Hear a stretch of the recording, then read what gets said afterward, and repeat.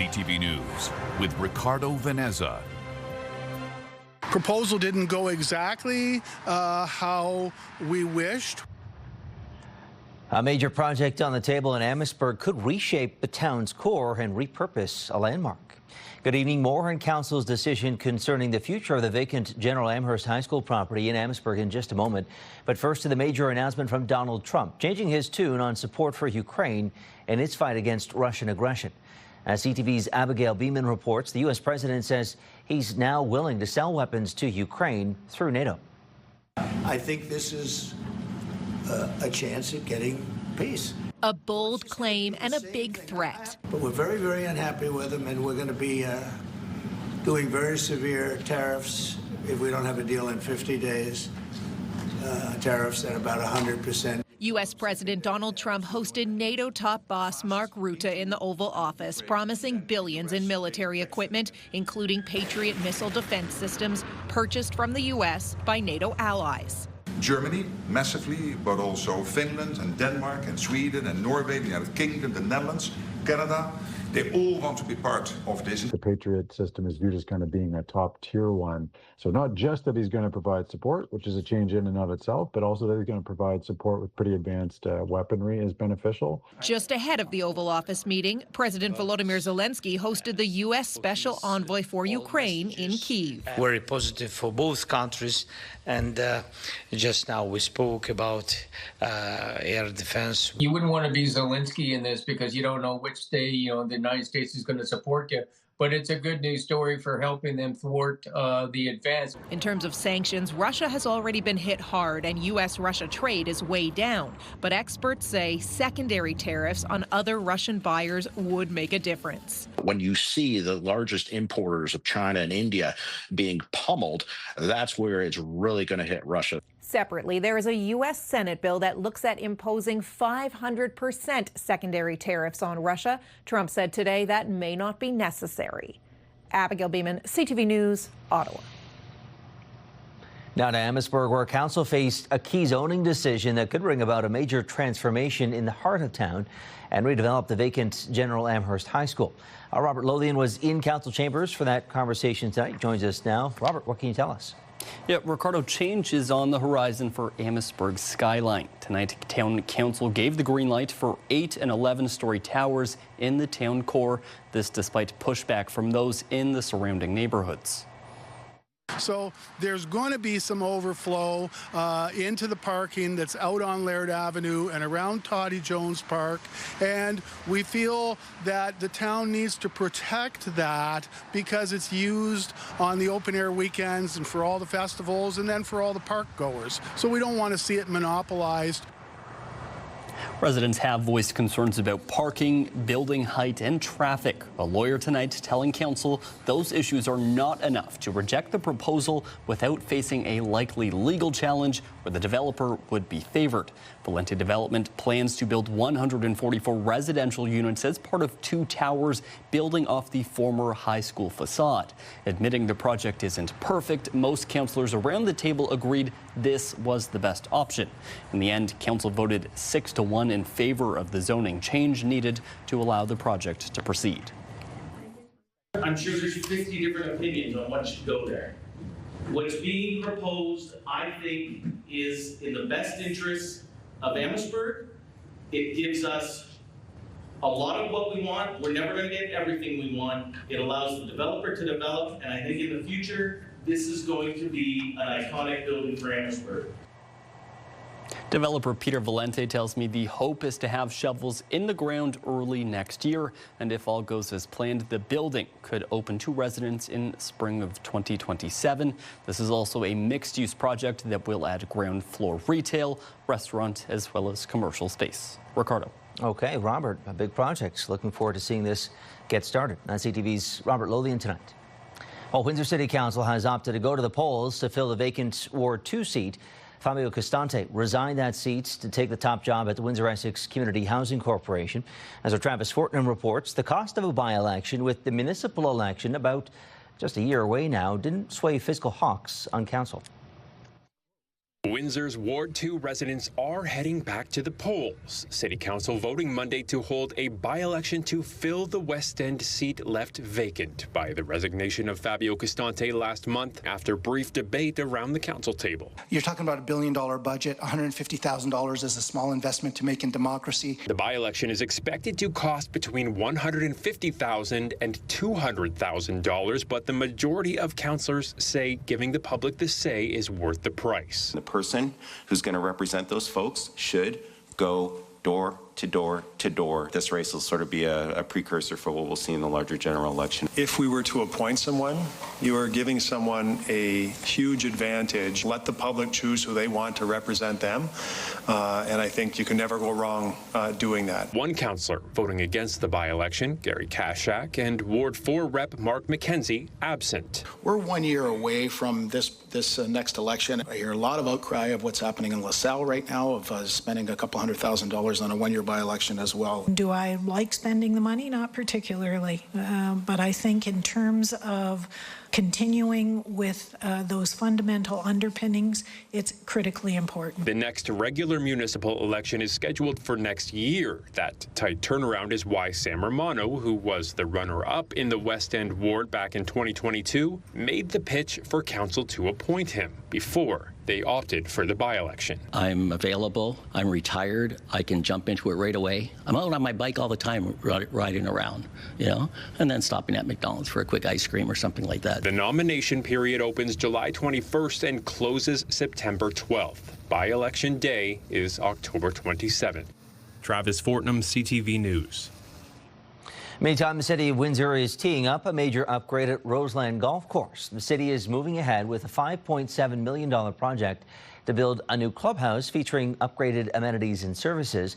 An open house is set for July 31st to get user feedback, with an online survey also available until August 15th. And council has signed off on $3.1 million to buy 2 new fire trucks. The new engines will replace 2 that are set for expiration in 2027. Staff say buying now will help avoid tariffs driving up costs. The nice thing is that right now, emergency vehicles are exempted under those tariffs. Now, that could change any given day. We're on, a couple-year lead time when we order these vehicles. So by doing it now, we save a couple $100,000 on the price of the vehicles. Then we have fit up. Once the vehicles arrive, we do a fit up with other equipment that belong on those trucks. And that equipment, an estimate per truck is about $80,000 right now. So you're looking at $160,000 when those trucks arrive. And we don't know where the cost will be on that equipment when those trucks arrive. Well, fire crews were in action tonight responding to a major house fire on Campbell Avenue near College Avenue this evening. Multiple teams responded to battle back the flames, including 2 aerial trucks, as the fire burned through the house. Now, officials say the fire spread to neighboring homes, with 3 structures involved in all, and a chimney collapse is reported as well. The smoke was so bad, officials advised nearby residents to close their windows and to stay indoors. Now, no injuries are reported, and the investigation into that fire is ongoing. The reverberations of a Windsor crash that saw 2 people die in January 2020 are still ringing out today. A $3.2 million civil lawsuit has been filed against Windsor Police, 3 officers, and a defense lawyer by the man wrongfully convicted of a crime tied to that wreck. CTV's Michelle Molesky explains. On January 4th, 2020, 2 people were killed when an SUV and a pickup truck collided at Lausanne Parkway and Forest Glade Drive. Philip Hayes, the pickup truck driver, told police the SUV turned left right in front of him. Constable Michael Ruddick, an accident reconstructionist, determined, however, it was the other way around, writing a report that Hayes ran a red light while the SUV turned on to Lausanne Parkway. Hayes was charged with 2 counts of dangerous driving causing death. 3 years later, he was convicted of both counts and was facing jail time. Hayes' defense lawyer Dan Scott told CTV News in 2023 the judge must have ignored the evidence of eyewitnesses. The assessment of the excessive speed, again, it's his assessment, but it just didn't comport with the evidence. That's when Hayes fired Scott and hired a new lawyer, Michael Lacey. His engineer sided with Hayes, noting the police report was also inconsistent with eyewitness statements and the physical debris at the scene. At a retrial, Constable Ruddig admitted to the court he made a mistake. I missed one very important data category on the CDR report, that being the steering angle, Ruddig told the court. Within a year, Hayes' conviction was overturned, the charges withdrawn, but the damage was done to Hayes and his reputation. According to a statement of claim, Hayes is suffering from depression and emotional trauma, along with the loss of income and reputation because of the high-profile nature of the collision. He has filed a $3.2 million lawsuit against the police, the chief, 3 of its officers, and his own defense lawyer, Dan Scott. Their actions are described in the statement of claim as, quote, unconscionable, wanton, shocking to the conscience, intentional, deliberate, malicious, high-handed, and in total and reckless disregard to Hayes. Hayes argues Ruddig was unqualified to conduct accident reconstruction. Constable Maria Liu is accused of ignoring eyewitness statements at the scene. Dan Scott is accused of negligence for not hiring an independent accident reconstructionist and failing to show how he was spending Hayes' retainer fee. Hayes also alleges Scott didn't disclose an alleged conflict, given he had previously worked for Constable Warren Berganza, another one of the officers at the scene of Hayes' collision. The chief and police service are also included in the suit for allegedly failing to properly train its officers. The statement of claim says the Windsor police defendants failed to conduct a proper investigation, ignored material evidence from multiple independent witnesses, failed to wait for a competent reconstruction. Michelle Molesky, CTV News. Work has begun to clear out a long-standing encampment along the Thames River in Chatham. But as our Chris Campbell reports, as one site is cleared, it appears another has popped up to replace it. It's moving day for some of Chatham-Kent's most vulnerable residents, those who've been living in tents along the Thames River. It's been a long few days, but it's been going quite smoothly. We're looking forward to it, to bring safety back to our community and a little more peace of mind for the residents and the business owners of this area. We gave folks a deadline of today, but we'll be a little bit flexible with that. But folks, for the most part, have picked their new location, and we're just making that happen today. The municipality has ordered the homeless camp to leave this site so bank stabilization work can begin. But where they're going next is raising new concerns. So folks that are unsheltered have the right to house themselves on municipal property. As a municipality, we are not dictating a location for them to go to. We are simply making sure that it falls within the encampment protocols that Council passed last November. But now a new cluster of tents appears to be forming at the Public Utilities Commission property on Grand Avenue East, several blocks away. I feel that it's very wrong for them to put them close to a building with a lot of older people and people that are, like my mom has Alzheimer's and she likes to wander. Nearby residents say they're frustrated, concerned about safety, and unsure who to call. We've heard a lot from a lot of people over the weekend, and I can't say it's been positive. While slope work is expected to begin soon along the riverbank, it's unclear what steps, if any, the municipality plans to take in response to the new encampment. Nobody saw it coming, to be honest. City Council wasn't informed. It just happened. We knew the former tent city had to be vacated today, but we weren't told of where the new location would be. Does it fall within the parameters of our bylaw? Maybe. Maybe not, but there are some very unhappy neighbors. Officials say they're working with partners on long-term housing solutions like the new Tiny Cabins project, which is set to open in August. But for now, one encampment has ended, while another has seemingly just begun. In Chatham, Chris Campbell, CTV News. After the break, Gary Archibald joins us to talk about a heat warning that remains in place. There is a cornucopia of conflicts of interest in these investments. Still ahead, why the Conservative leader says the Prime Minister's blind trust doesn't cut it and calls for him to sell all his assets. CTV meteorologist Gary Archibald joining us now for a check of the forecast. Gary, it's been hot and sweaty. That's set to continue. We're still dealing with this heat warning in place. Yes, you're right about that. Good evening once again, Ricardo, folks. Temperatures about 3 to 5 degrees above seasonal during the day and night, which means if you don't have air conditioning in your vehicle or in your home, it is tough. And of course, there are risks concerning heat exhaustion, heat exposure, overdoing it outside in those peak conditions. The overnights are still in the 20s, feeling like the mid-20s and above. And the air quality is not the best because of the wildfires, forest fires ablaze in northern central parts of the country and certainly across the prairies and right here in northern and northwestern Ontario. Today, it reached a high near 31, or average high is 28. The low so far today is 21, and that will be the low tomorrow morning at around 2 or 3 a.m. We are in the midst of a clearing, relatively speaking, in terms of the atmospheric conditions. Ridge of high pressure is basically making it rather quiet in terms of active weather anywhere from the upper Midwestern states due east towards the lower Great Lakes.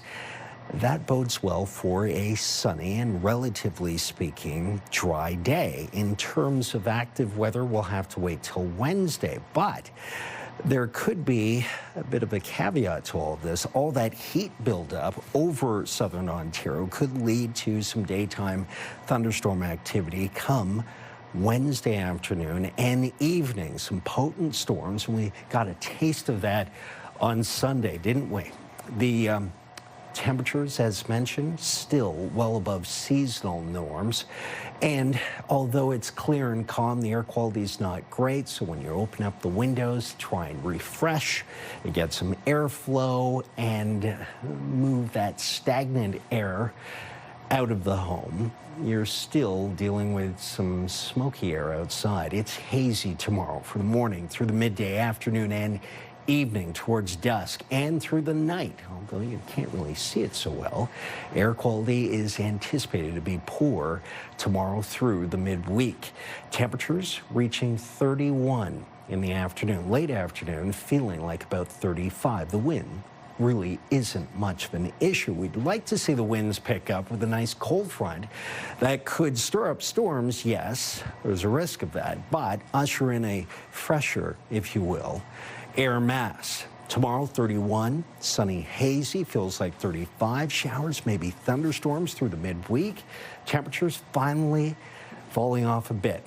Mid to upper 20s. There's our break from the heat warning Friday. And then the weekend, mid to upper 20s with some showers on Sunday. That's a look at your 7-day forecast. Okay, Gary, thank you for that. Yeah, we're into the thick of summer now, folks. And that summer storm that blew through the region on Saturday left its mark in Windsor. No injuries were reported, thankfully, but as our Bob Belichico shows us, there was some significant damage. The storm for us was the first big one this year. A storm blew through the city early Saturday afternoon and left part of this tree on top of a house on Bruce Avenue. The Forest Department began to receive service requests, almost instantaneously thereafter. The tree limb was cut down and removed early Monday morning. So Jeanette and Bruce seem to be the hot spots in the aftermath of Saturday's storms. As you can see, debris scattered all across properties in the area. The City of Windsor received 137 phone calls through 311. 20 of those were emergency related. The city says most of the damage was found north of Tecumseh between Drouillard and Prince Road. Damage reports continued today with calls to 311 reaching upwards of 200. There were a number of, what we would deem emergency or top high priority that would have seen, large limbs or entire trees come down blocking roadways.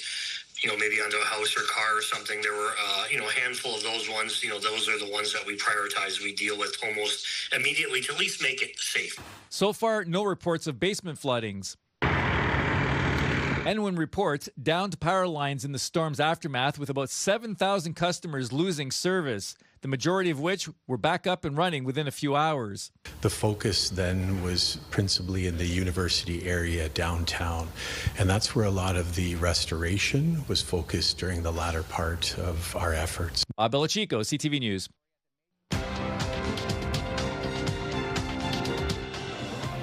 Well, Canada's main stock index closing at a record high today. You can see there the TSX climbing 175 points off the back of Strength in industrials and technology. You can also see the Dow and NASDAQ having some positive gains there as well, 88 and 55 respectively. The Canadian dollar, though, heading in the other direction, down to 73.03 cents U.S. Gold losing about $5 an ounce. Oil down $1.47 a barrel. Discussion here at Windsor City Hall. Windsor's top stories. A major project is about to get underway. Breaking news alerts. Severe weather is a possibility. And watch live. Good evening, and thank you for joining us. Download the CTV News app.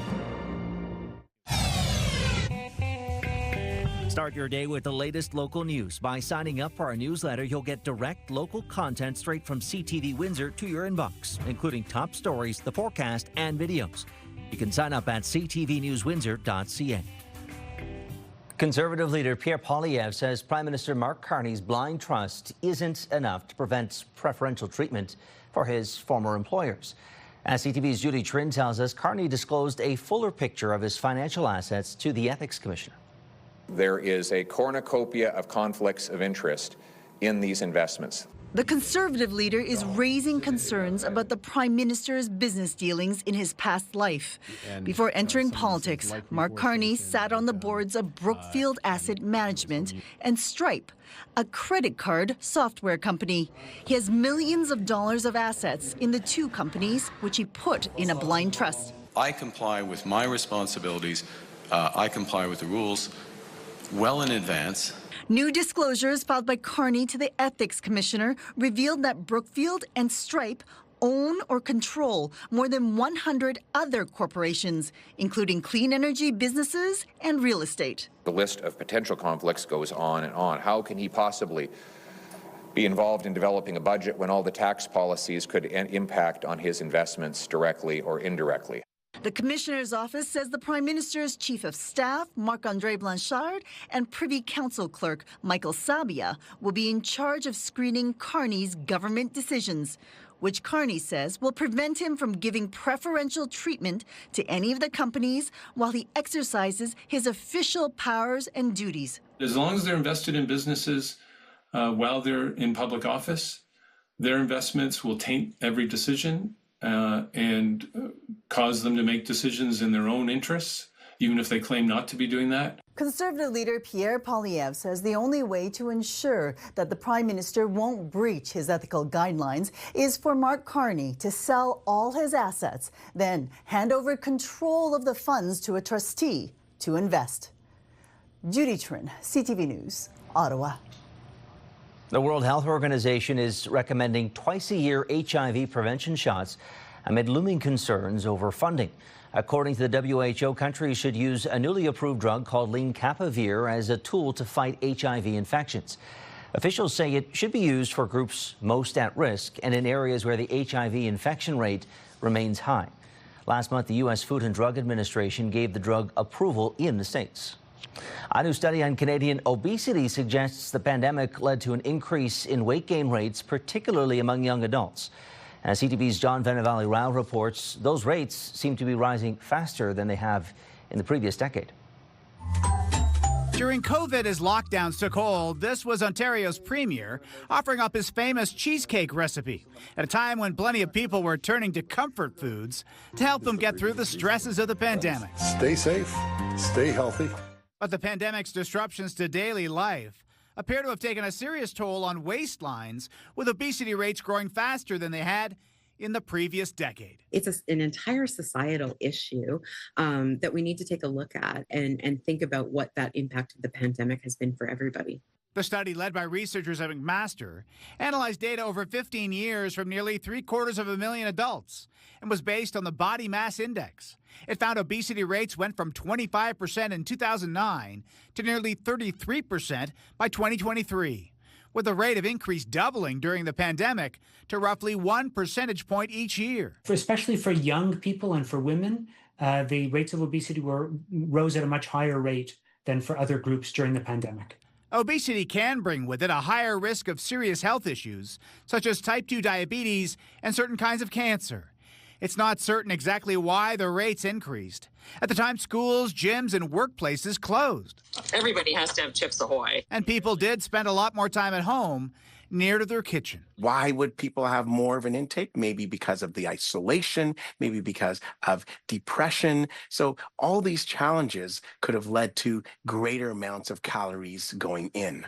The study authors suggest the stress of job loss or added responsibilities for caregiving may have also played a role, and they think it's something that deserves more research.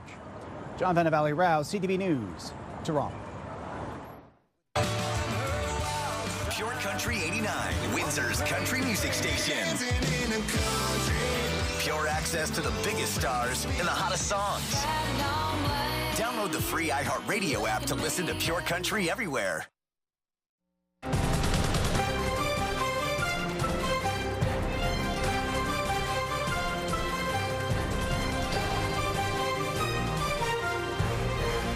Okay, Gary's back, and we've got more heat on the way, Gary.